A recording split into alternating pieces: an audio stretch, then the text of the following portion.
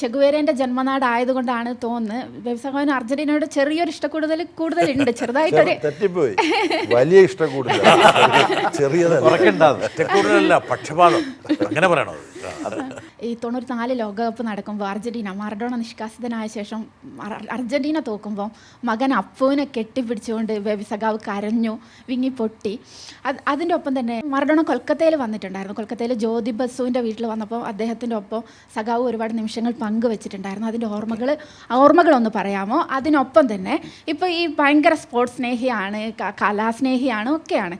അപ്പം പക്ഷേ party general secretary എന്നൊരു വലിയൊരു ഉത്തരവാദിത്തം, ഇപ്പോൾ കൂടുതൽ വലിയൊരു ഉത്തരവാദിത്തം വന്നിരിക്കുകയാണ്.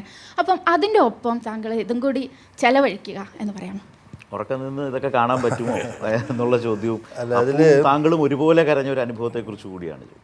ചില കാര്യങ്ങളിൽ വളരെ വൈകാരികമായിട്ട് ഇൻവോൾവ് ചെയ്യുന്നത് എല്ലാ മനുഷ്യരുടെയും സ്വഭാവമാണ്. അപ്പം ഫുട്ബോളിനോടൊരു വൈകാരികമായ ഇൻവോൾവ്മെൻ്റ് ഉണ്ട്, മറഡോണയോട് വലിയ വൈകാരികമായ ഇൻവോൾവ്മെൻ്റ് ഉണ്ട്. ആ ലോകകപ്പിൽ ഉള്ള ചില കളികൾ ഞാൻ കണ്ട് ദേശാഭിമാനി ഇരുന്നിട്ടാണ്. അപ്പോൾ അർജൻറ്റീനയും ഗ്രീസും തമ്മിലുള്ള മത്സരമാണെന്നാണ് എൻ്റെ ഓർമ്മ. പവിത്രനുണ്ട് ഓഫീസിൽ. അപ്പം അർജൻറ്റീന ഗോളടിച്ചു ഗ്രീസിനെതിരായിട്ട്, പക്ഷെ അത് മറഡോണയല്ല. അപ്പോൾ പവിത്രന് മറഡോണ ഗോളടിക്കണം. അപ്പം എന്താ ബേസായ ഇത്? ഞാൻ എന്താ മറഡോണ ഗോളടിക്കുന്നില്ല? നമ്മൾ കുഴപ്പമില്ല.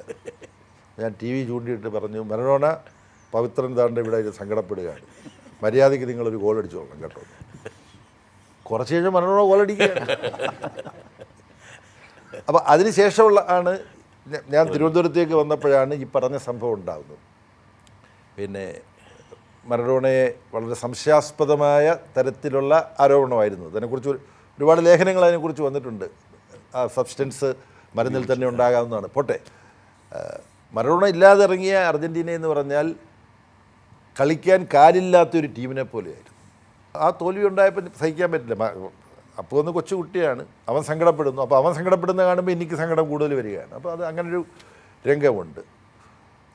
പിന്നെ ചോദ്യം, ഇതിനൊക്കെ വേണ്ടി എങ്ങനെ സമയം നീക്കി വെക്കാൻ പറ്റുമെന്നുള്ളതാണ്. അതൊരു ചോദ്യമുണ്ട്. പക്ഷേ അതിൽ പിന്നെ ഞാൻ താരതമ്യപ്പെടുത്തുകയല്ല. ഇപ്പം ഡൽഹിയിലുള്ള പ്രകാശും സീതാറാമും സ്പോർട്സ് ഫോളോ ചെയ്യുന്നവരാണ്. എന്നെപ്പോലെ രാത്രി ഇരുന്നവർ കാണില്ല, പക്ഷേ വാർത്തയെല്ലാം കാണും. ഞങ്ങൾ കാണുമ്പോൾ ചർച്ച ചെയ്യും, തലേദിവസം നടന്ന കളി ഓരോന്നും ചർച്ച ചെയ്യും. ഇപ്പം എനിക്ക് യഥാർത്ഥത്തിൽ പലതിനും വേണ്ടി ഒരുപാട് സമയം നീക്കി വെക്കേണ്ടതില്ല. അതിലൊരു കാരണം, മെസ്സി ഇപ്പോൾ യൂറോപ്യൻ ലീഗിൽ കളിക്കുന്നില്ല. അപ്പം മെസ്സിയുടെ കളി ടെലികാസ്റ്റ് ചെയ്യപ്പെടുന്നില്ല, അതുകൊണ്ട് കാണേണ്ട കാര്യമില്ല. പിന്നെ ടെന്നീസ് കണ്ടേ പറ്റൂ എനിക്ക്. പക്ഷെ ടെന്നീസ് എനിക്കിപ്പോൾ കാണേണ്ട ആവശ്യമില്ല, കാര്യം ഫെഡറർ റിട്ടയർ ചെയ്തു. അതെ, ഫെഡറർ കളിക്കാതെ ടെന്നീസ് കാണേണ്ട കാര്യമില്ല. ഫുട്ബോളിൽ നിന്ന് ടെന്നീസ് റിട്ടയർ ചെയ്തു ഇല്ല. ഞാൻ ഇതിൻ്റെ എല്ലാം ഡെവലപ്മെൻറ്റ്സ് ഹൈലൈറ്റ്സ് നമുക്ക് കാണാം യൂട്യൂബിൽ, വാർത്ത കാണാം, അതിലേ ഉള്ളൂ. കളി മുഴുവൻ ഇരുന്ന് കാണുക എന്നുള്ളത്. ഈ പ്രിയപ്പെട്ട കളിക്കാരില്ലേ, ടെന്നീസിൽ പ്രിയപ്പെട്ട കളിക്കാരില്ലേ, ഫുട്ബോളിൽ പ്രിയപ്പെട്ട കളിക്കാർ? നമ്മൾ ഇപ്പോൾ ചിലതിൽ അഡിക്റ്റഡ് ആയി കഴിഞ്ഞാൽ, റോജർ ഫെഡററുടെ ടെന്നീസ് കളിയിൽ അഡിക്റ്റഡ് ആയിട്ടുള്ള ഒരാൾക്ക്, ഇപ്പം റോജർ ഫെഡററേക്കാളും കൂടുതൽ ഗ്രാൻഡ് സ്ലാം ജോക്കോവിക്കും നഡാലും നേടിയിട്ടുണ്ട്. പക്ഷേ ഇതിനെക്കുറിച്ച് ശരിക്കും അറിയാവുന്നവരോട് ചോദിച്ചാൽ, സോറി അങ്ങനെ പറയുന്നില്ല, ഒരു എസ്തറ്റിക്സ് വേണം കളിയിൽ.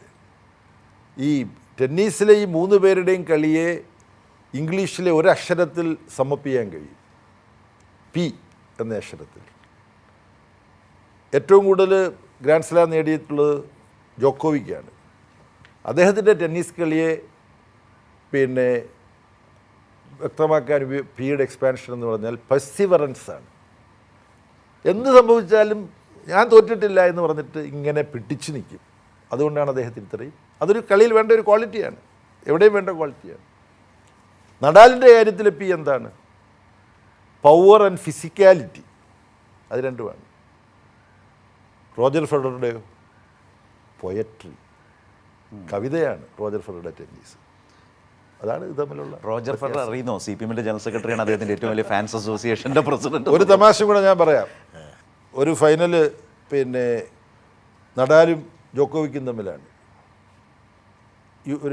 ഒരു ഗ്രാൻഡ് സ്ലാം ഫൈനൽ. അപ്പോൾ ഒരു സുഹൃത്ത് എന്നോട് ചോദിച്ചു, അല്ല ഇവർ തമ്മിൽ ഫൈനൽ നടക്കുകയാണല്ലോ, പിന്നെ നഡാലും ജോക്കോവിക്കും തമ്മിൽ, ആര് ജയിക്കണമെന്നാണ് ബേബിയുടെ ആഗ്രഹം? ഓ എൻ്റെയോ? അത് ഫെഡറർ ജയിക്കണമെന്നാണ്. കളിച്ചില്ലെങ്കിലും ഫെഡറർ ജയിച്ചിരിക്കും. ഇത് നമ്മുടെ ജീവിതത്തിൽ യുക്തിരഹിതമായ ചില കാര്യങ്ങളുണ്ട്. അങ്ങനെയുള്ളൊരു കാര്യമാണ് നമ്മൾ ഏത് ഇഷ്ടപ്പെടുന്നു എന്നുള്ളത്. ഇത് താരാധിഷ്ഠിതമല്ല. ഇവരുടെ, ഞാൻ പറഞ്ഞല്ലോ, ഫെഡററുടെ ടെന്നീസ് കളിയുടെ ഒരു ചാരുതയുണ്ട്.